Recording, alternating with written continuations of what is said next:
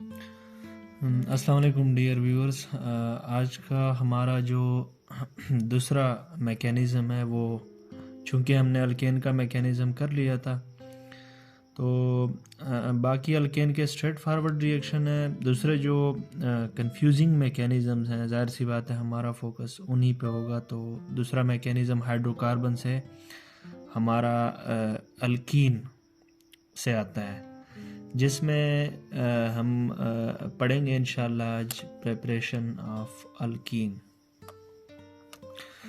देखिए, preparation of alkyne आप लोगों के बुक्स में, स्पेसिफिकली सेकेंड ईयर के बुक्स में, हाँ ये जो वीडियोस हैं ये मैट्रिक के स्टूडेंट जो कि ऑर्गेनिक पढ़ना चाहते हैं उनके लिए भी अहम है, क्योंकि उसके बुक में भी यही चीज़ें मौजूद हैं लेकिन मैकेनिज़्म नहीं दिए गए हैं।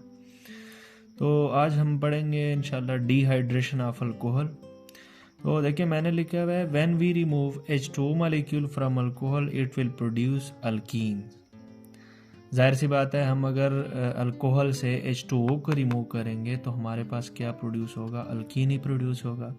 मैंने लिखा हुआ है सिग्मा टू पाई, यानी हम यहाँ से जो अल्कोहल से अल्कीन का प्रेपरेशन है हम सिग्मा टू पाई चलेंगे, यानी सिग्मा बांड जो है उसको हम कहाँ कन्वर्ट करेंगे? पाई बांड के अंदर। जाहिर सी बात है, ये एक अल्कोहल है जिसके अंदर आप सारे सिग्मा बांड देख रहे हैं। इसको अगर हम H2SO4 यानी एक एसिड की मौजूदगी में कन्वर्ट करेंगे अल्कीन के अंदर तो हम सिग्मा टू पाई, देखिए यहाँ पर एक पाई बांड है तो H2O प्रोड्यूस होगा। तो हम एंडोथर्मिकली चलेंगे, क्योंकि हम सिग्मा बांड हमारे पास मोस्ट स्टेबल होता है और पाई बांड लेस स्टेबल होता है। तो हम सिग्मा टू पाई अगर चलेंगे तो हमारे पास हम लेस एनर्जी स्टेट से हम मोर एनर्जी स्टेट की तरफ जा रहे हैं, क्योंकि पाई अनस्टेबल होता है तो हमें एनर्जी देनी पड़ेगी। दैट्स वाई ये रिएक्शन हमारे पास क्या होता है? एंडोथर्मिक। हमें कितनी हीट चाहिए है? 170 डिग्री सेंटीग्रेड। देखिए, कुछ पॉइंट्स मैंने लिखे हुए हैं as usually. It is an elimination reaction. जाहिर सी बात है OH और H जो है वो हमारे पास अल्कोहल से रिमूव होगा, कार्बोकेटाइन प्रोड्यूस होगा। कहाँ प्रोड्यूस होगा वो मैकेनिज्म में हम देखेंगे। HOH जो है हमारे पास, जाहिर सी बात है वो रिमूव होगा चूँकि H2O ने रिमूव होना है। Acid is used as a catalyst, ये भी बड़ी इंपॉर्टेंट बात है। हमारे पास जो एसिड है वो एज ए कैटलिस्ट यूज होगा। देखिए, मेन काम है हमारा मैकेनिज़्म। तो हम आते हैं अपने मैकेनिज़्म की तरफ। ये जो पूरा रिएक्शन आप लोगों ने देखा ऊपर अल्कीन के प्रिपरेशन में, यानी अल्कोहल से अल्कीन कैसे बना, तो आइए स्टेप बाय स्टेप हम उसको डिस्कस कर लेते हैं।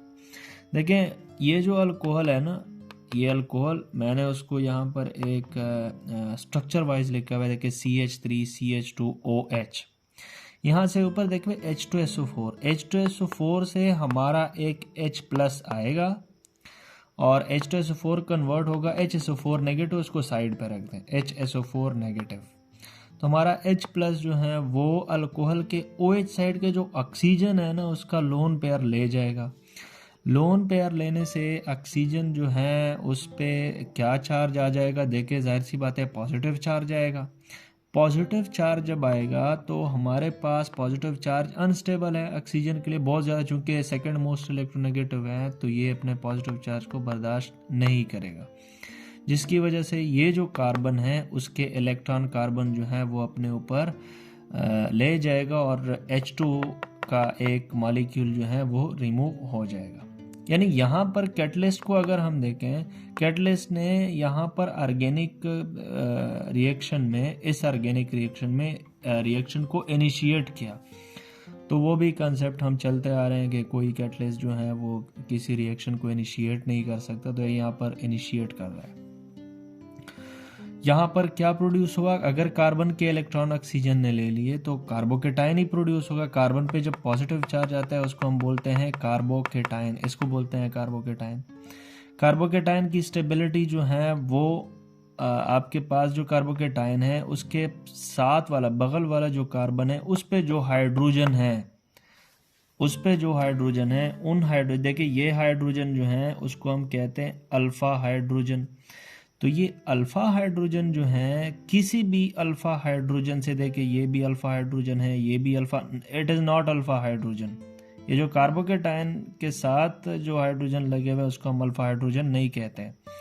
तो किसी भी अल्फ़ा हाइड्रोजन से कार्बन जो है वो इलेक्ट्रॉन लेके, देखें इलेक्ट्रॉन ले लिया और अल्फ़ा हाइड्रोजन को कहाँ फारिग कर लिया, H पॉजिटिव की फॉर्म में। तो हमारे पास जो है इस मैकेनिज़्म को अगर हम आगे बढ़ाएं तो कार्बोकेटायन तो है ही, और जो ही एक H प्लस को बाहर कर दिया, इस कार्बन ने एक अल्फ़ा हाइड्रोजन को बाहर निकाला, तो इस कार्बन पे कौन सी चार्ज आ गई, नेगेटिव चार्ज।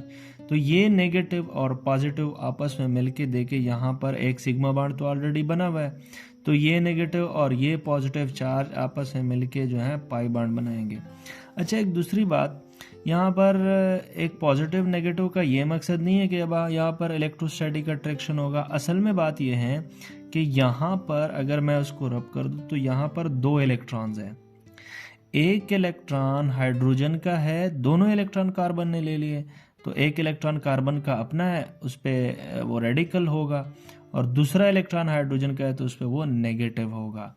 तो ये नेगेटिव चार्ज जो हैं ये यहाँ पर नेगेटिव चार्ज है, तो ये नेगेटिव चार्ज वाला जो एक्स्ट्रा इलेक्ट्रॉन है जो हाइड्रोजन से उन्होंने लिया था वो किसको देगा, इस कार्बन को देगा। तो दोनों के चार्ज रेडिकल्स हुए, तो ये रेडिकल्स आपस में फिर जो है आपस में मिलके, यहाँ पर जाहिर सी बात है ऑर्बिटल ऑर्बिटल ओवरलैप होगा, आपस में मिलके कौन सा बॉन्ड बनाएगा, पाई बॉन्ड, और ये देखें अल्कीन बन रहा है। तो हमारे पास ये जो मैकेनिज्म था। अच्छा एक मिनट, H प्लस जो है वो कौन लेगा, वो देखिए ऊपर HSO4 नेगेटिव है ना, वो ये H प्लस लेगा, और आपके पास मैंने लिखा हुआ है एसिड इज रिस्टोर्ड, यानी एसिड जो है वो दोबारा रिस्टोर हुआ। इट मीन्स कि हमारे पास जो एसिड है वो एज ए कैटलिस्ट यूज हुआ। कैटलिस्ट क्या होते हैं, जो आफ्टर द रिएक्शन अपने आप को क्या कर लेते हैं, रिस्टोर कर लेते हैं। तो H2SO4 used as a catalyst, H plus मिला H2SO4 से, वहीं H प्लस देके वो फिर लेगा HSO4 और H2SO4 में कन्वर्ट होगा, तो H2SO4 हमारा एज ए कैटलिस्ट है। Thank you for watching.